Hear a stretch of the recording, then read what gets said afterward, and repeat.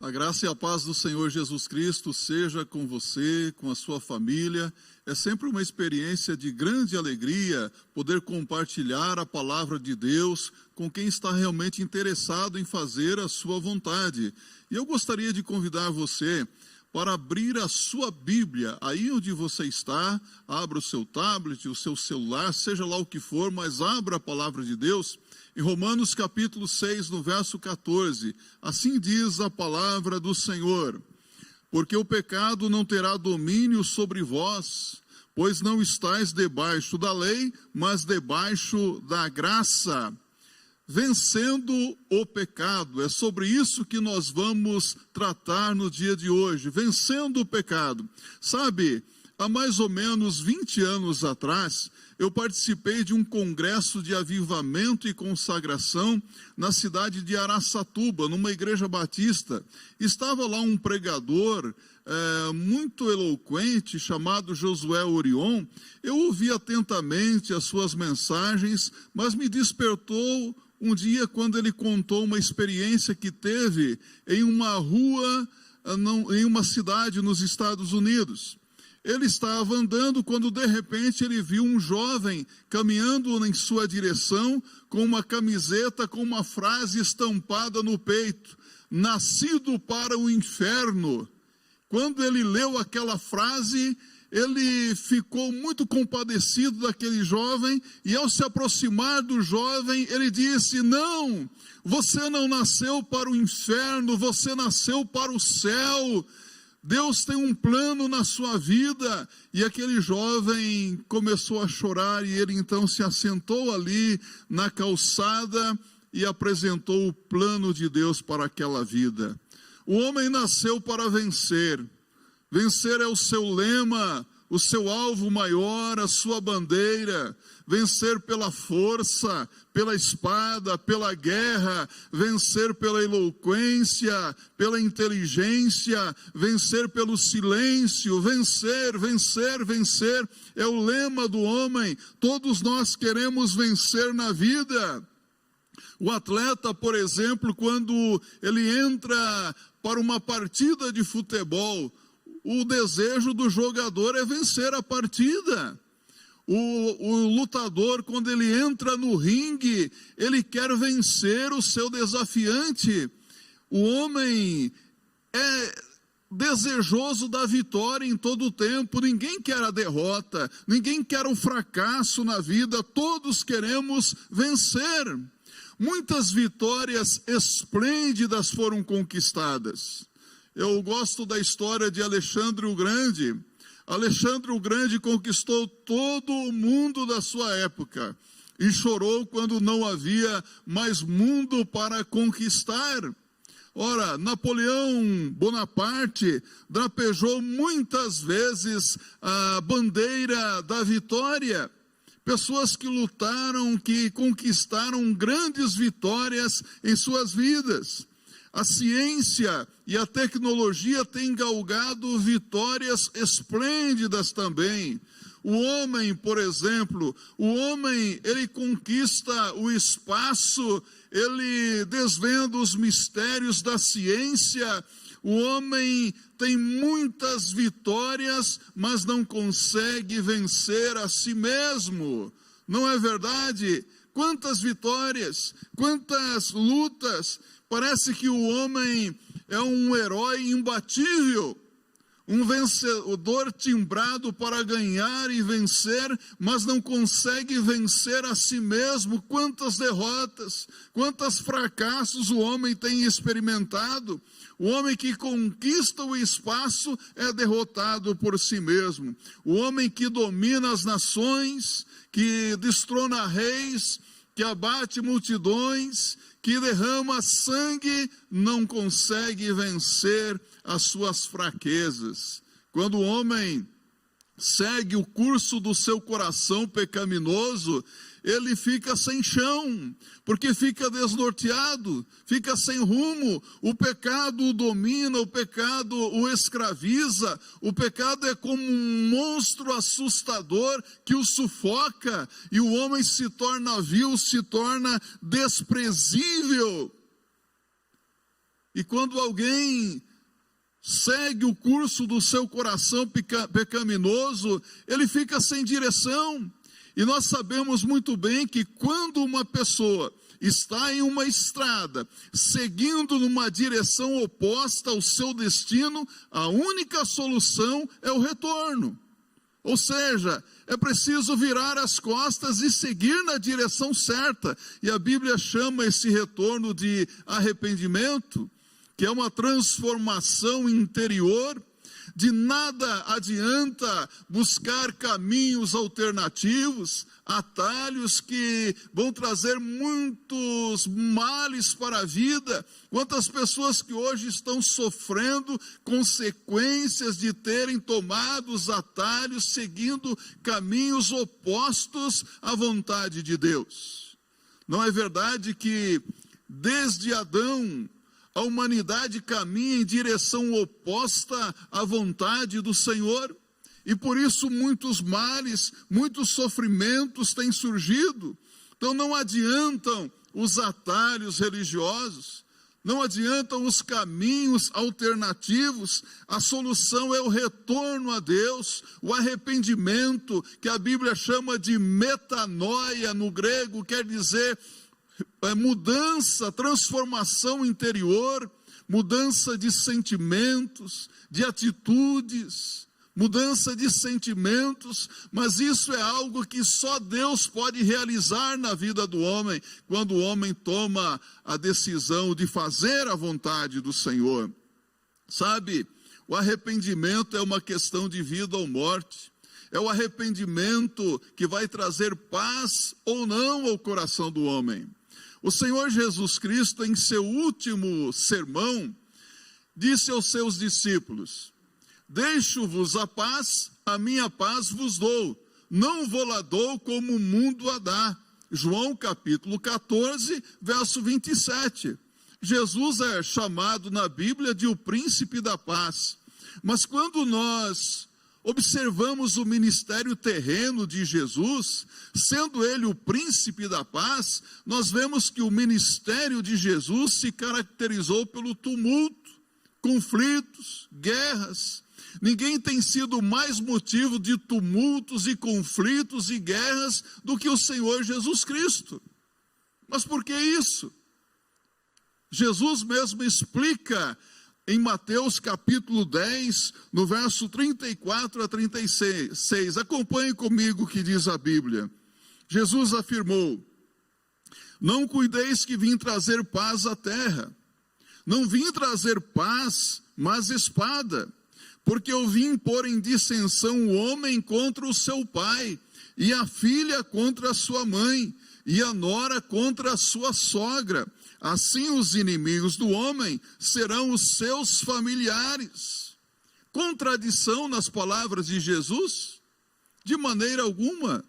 Jesus está dizendo que ele veio trazer espada, divisão, separação.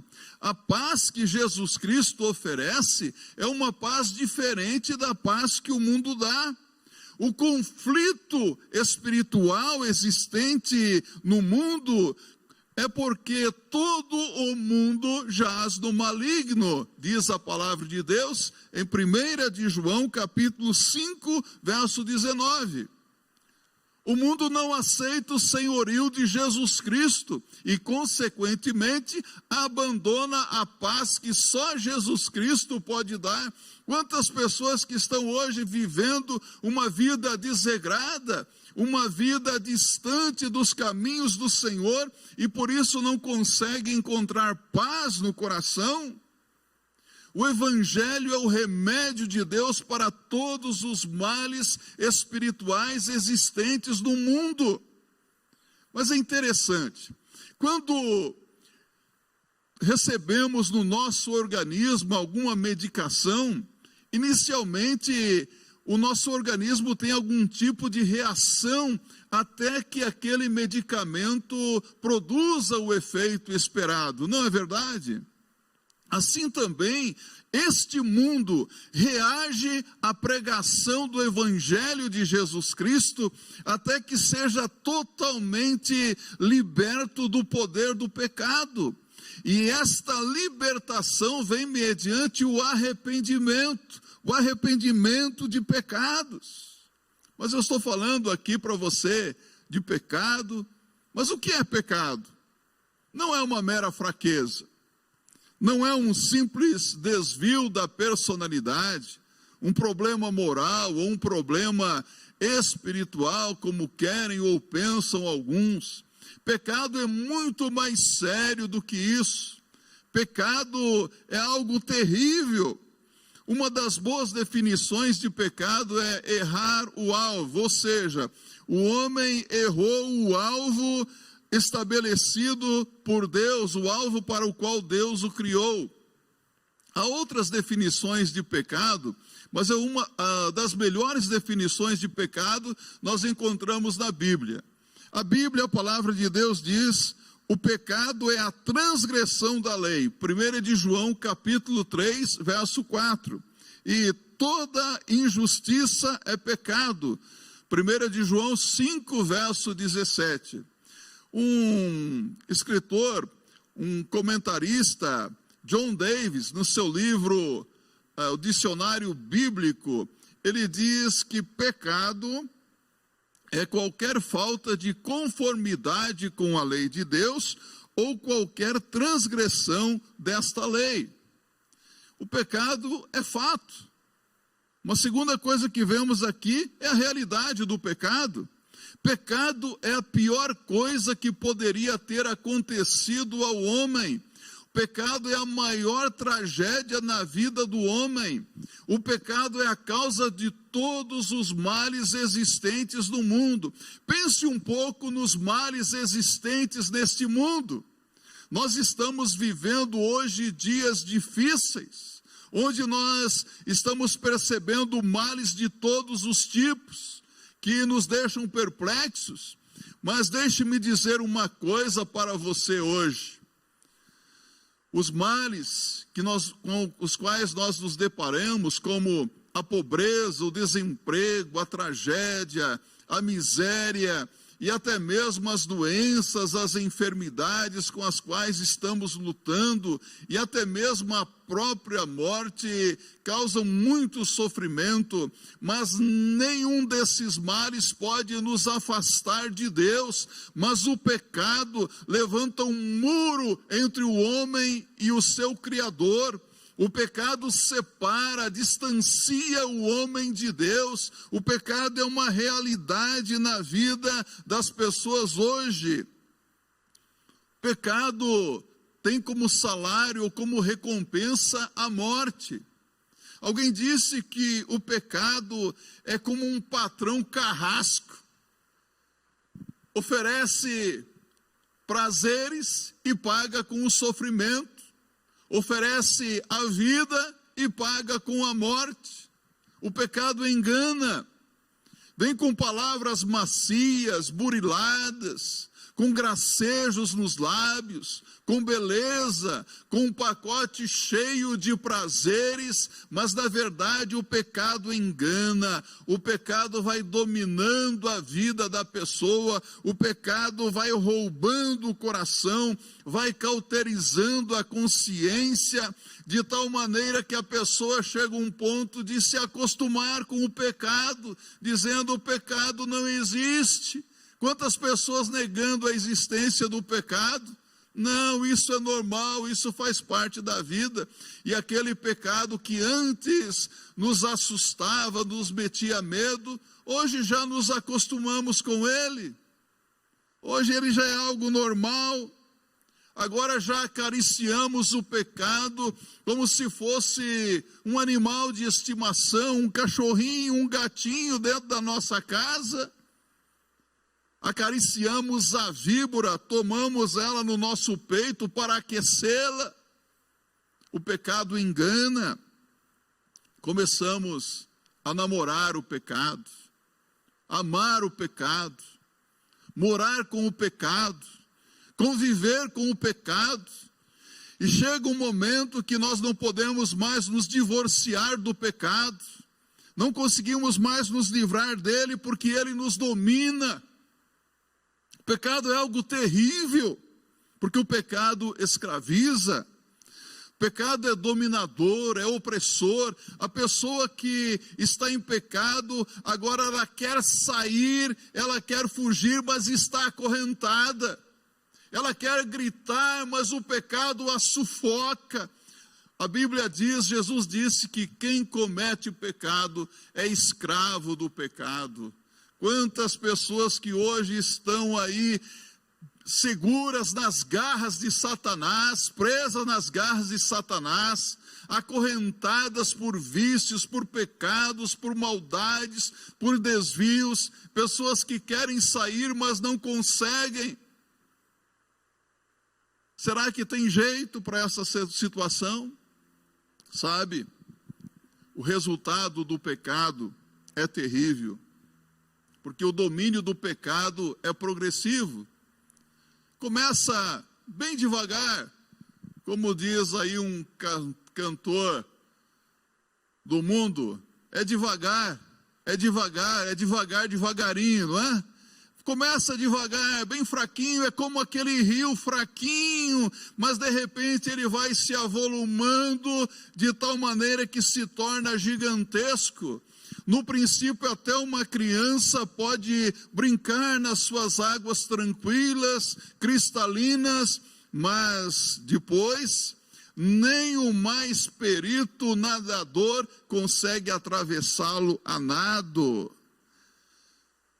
Isso porque a Bíblia diz que um abismo leva a outro abismo.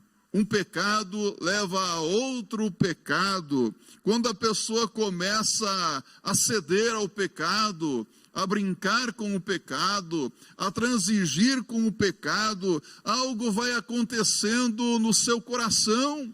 O seu coração vai ficando vazio de Deus. A luz vai se apagando, a alegria do Espírito vai desaparecendo, a comunhão com Deus vai se desvanecendo, a vida da pessoa se torna uma vida triste. A Bíblia já não é lida mais com prazer, a oração, a vida de oração entra em colapso. Há pessoas que quando estão participando de um culto como esse, eu não digo assistindo, mas participando de um culto como esse, estão ali adorando a Deus, ouvindo a palavra com alegria no seu coração, mas outras pessoas, por causa do pecado, não conseguem participar de um culto a Deus, não têm alegria na adoração, na comunhão com os santos, porque o pecado faz com que tudo isso se torne um fardo na vida. A pessoa prefere pegar aí o seu notebook, o seu tablet, o seu celular e navegar na internet, viajar, eu digo para você, viajar na maionese, né? Começa a se distanciar de Deus, prefere assistir um filme, prefere participar de uma ou outra atividade recreativa, menos estar na presença de Deus. Quando o pecado vai ganhando terreno no nosso coração, a vida cristã vai ficando fraca, murcha. Quantas pessoas que hoje estão dentro de suas casas com uma vida espiritual fraca, vivendo deprimidos, desencorajados, e eu quero dizer para você que muitas vezes isso não tem nada a ver com a crise social, com a crise de enfermidade que estamos vivendo hoje. Muitas vezes a causa disso é o pecado, a desobediência na vida, no coração. Nesses dias nós temos visto quantas tragédias estão acontecendo dentro dos lares, abusos de crianças, violência doméstica. Você sabe por que isso tudo tem acontecido? Porque o coração do homem é mau, é constantemente mau diante de Deus. O pecado é uma realidade e muitas vezes nós nos tornamos, a nossa fé se torna vacilante, o amor por Jesus Cristo se torna trôpego, e o nosso compromisso com a santidade é esquecido. E passamos então a agir como tantas pessoas de que a Bíblia nos fala. Adão, por exemplo, Nós nos tornamos como Adão, passamos a dar desculpas, a racionalizar as coisas, dizendo, não, é assim mesmo. Lançar a culpa sobre uma outra pessoa. Nós nos tornamos semelhantes a Moisés. Nesse tempo de quarentena, de pandemia, tem muita gente usando máscara, não é verdade? Nós nos tornamos como Moisés, passamos a usar uma máscara. Quantas pessoas que nunca usaram uma máscara na vida, não é? Mas estão usando agora. Mas o pecado faz com que o homem use uma máscara para tentar se esconder. E nós nos tornamos como Acã. Amaldiçoamos o povo de Deus ao esconder o nosso pecado. Ou como Sansão, quebramos o nosso voto de consagração ao Senhor e nos entregamos à sensualidade. Sabe, eu tenho absoluta certeza que você, na sua luta contra o mal, contra o pecado, já venceu muitas coisas ruins na sua vida, não venceu? Já venceu muitos pecados. Parabéns, venceu muitos pecados na sua vida, glória a Deus por isso. Você venceu muitos pecados, mas há aquele pecado que persegue você por onde quer que você vá. São aqueles pecados secretos, ocultos, que não podem ser vistos e que estão ali a todo tempo junto de você, algo que já se tornou rotineiro, habitual. São aqueles pecados que minam as suas forças e separam você de Deus. E então, a sua vida entra numa ciranda terrível, de medo, de angústia, de derrota, de fracasso e de vergonha. Que vergonha! Como eu pude fazer isso? Como eu pude dizer uma coisa dessa? Como eu pude agir assim? Quantas pessoas vivendo uma vida cheia de vergonha por causa de falhas, de erros cometidos, não é verdade? Mas eu quero dizer para você hoje que há vitória sobre o pecado. Será que existe uma esperança? Os céus e a terra, os profetas do Antigo Testamento, os apóstolos do Novo Testamento e todos aqueles cristãos que lavaram as suas vestiduras no sangue do Cordeiro, a Bíblia e o próprio Deus declara: há esperança, há uma saída, tem remédio, tem jeito. Há uma pessoa que venceu o pecado, que pisou na cabeça da serpente. Jesus Cristo é o seu nome, é de Jesus Cristo que você precisa na sua vida. Ele esmagou a cabeça da serpente e ele veio para destruir as obras do diabo, para desfazer as obras do diabo no mundo, na sua vida. Ele pode fazer isso para o seu bem-estar e para a glória do seu santo nome. Jesus veio para proclamar libertação aos cativos, para libertar os algemados. Jesus mesmo disse que ele veio para buscar e salvar os perdidos. Jesus Cristo veio para nos dar vitória sobre o pecado. O apóstolo Paulo, aqui em Romanos, no capítulo 7, faz uma pergunta: quem me livrará do corpo desta morte? E a resposta vem como que através de uma voz do alto céu: graças a Deus por Jesus Cristo, nosso Senhor. A vitória sobre o pecado está na pessoa de Jesus Cristo. O segredo da vitória é ter Jesus Cristo lutando por nós e nós com os nossos olhos fitos em Jesus, o autor e consumador da nossa fé. Lembram-se de Pedro? Quando Pedro estava com seus olhos fitos em Jesus, ele pôde andar por sobre as águas do mar, mas quando ele desviou o seu olhar de Jesus, ele afundou. A vitória está na luta de Jesus por nós, e quando nós temos os nossos olhos fitos em Jesus. Por exemplo, quando o ferro está no fogo, o fogo está no ferro. Mas quando você tira o ferro do fogo, o fogo deixa o ferro. Sabe, você pode ter vitória sobre o pecado na presença de Deus. A presença de Deus afasta você do pecado, ou o pecado afasta você da presença de Deus.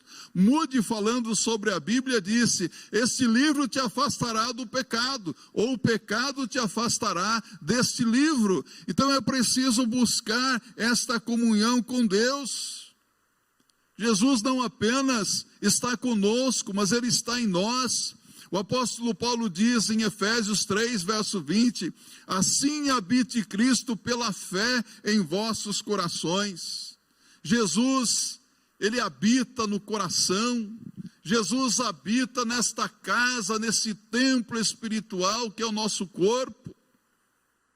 Jesus é o dono da casa. Jesus tem as chaves da casa e Ele pode tirar da nossa vida, do nosso coração, todo o lixo, toda a imundícia da carne, do mundo, do diabo, tudo aquilo que não vem de Deus. Jesus pode fazer essa limpeza. A nossa suficiência para a vida vitoriosa vem de Deus. É viver no poder da graça de Deus, é viver pelo poder do Espírito Santo de Deus. Deixe-me contar uma história para você, que eu ouvi acerca de uma garotinha. Ela ouviu a sua professora na classe de escola bíblica falar de Jesus, e ela então se converteu, e a professora lhe perguntou: e agora que você aceitou Jesus, onde que Jesus está morando agora? Ela disse: professora, no meu coração. E a professora tornou a perguntar-lhe: e se o inimigo vier bater a porta do seu coração, o que você vai fazer? Ela disse: ah, professora, eu vou mandar Jesus Cristo, eu vou pedir para Jesus atender a porta. Meu amigo, minha amiga, suponhamos que você ainda não conheça o segredo da vitória. E amanhã, o inimigo bate a porta do seu coração, da sua vida. É aquela velha tentação, aquele pecado habitual. E você então se levanta para atender a porta. E o inimigo, ele se agacha e olha pelo buraco da fechadura e vê que você está se aproximando, e ele sorri, porque ele já derrotou você tantas outras vezes e sabe que agora não será diferente. Então você se aproxima da porta, e você não abre toda a porta, você abre apenas uma brechinha, uma frestazinha ali na porta. Ninguém peca descancaradamente, não é verdade?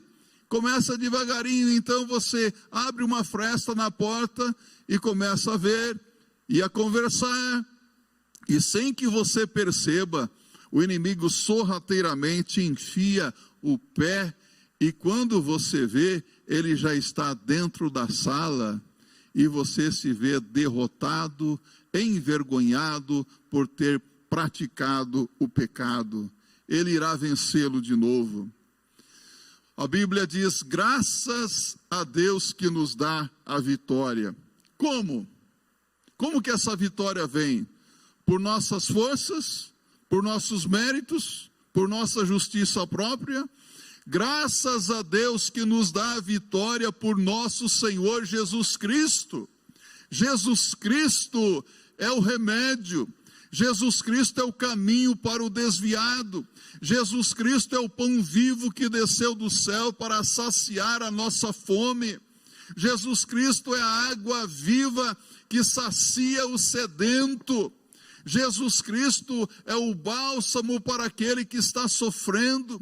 Jesus Cristo é a riqueza para o necessitado. Jesus Cristo é a solução de Deus para as nossas vidas. Jesus Cristo oferece para você a possibilidade de vitória. Deus não quer que você pereça, que você sofra. E Deus prova isso ao enviar o seu Filho a este mundo. Jesus Cristo veio, morreu na cruz para o perdão dos nossos pecados e ressuscitou para a bênção da nossa salvação eterna.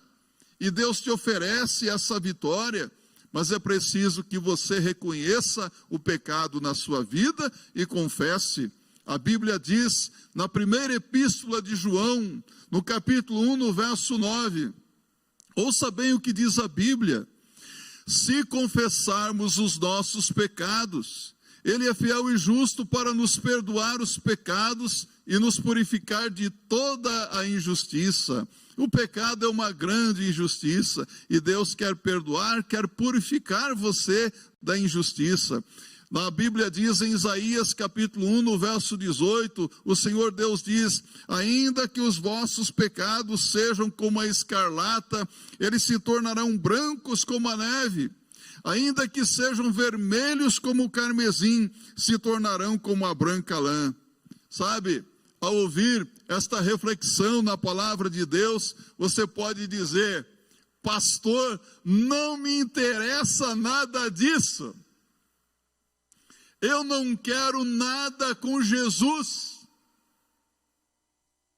Você pode dizer isso, sim, porque você tem livre vontade. Deus respeita você. Mas ouça o que Jesus Cristo diz: eis que estou à porta e bato. Se alguém, você, ouvir a minha voz e abrir a porta, entrarei em sua casa e cearei com ele, com você e ele comigo. Alguém disse que a nossa casa tem uma porta com um trinco do lado de dentro. Só você pode abrir a porta do seu coração para Jesus entrar. Jesus não arromba a vida de ninguém, Jesus não força ninguém, mas há um outro que arromba. Quando você não abre o coração para Jesus, a Bíblia diz que o ladrão não vem senão para matar, roubar e destruir. Você sabe quem é o ladrão, não é? O inimigo da sua alma. Ele quer roubar a sua paz, a sua alegria, ele quer impedir a sua salvação, o perdão da sua vida. Então você pode dizer não, mas você também pode dizer sim. Você pode dizer: Senhor Jesus, eu abro o meu coração agora. Vem e entra no meu coração, Jesus. Faz nele morada permanente. Liberta-me, Senhor. Perdoa-me.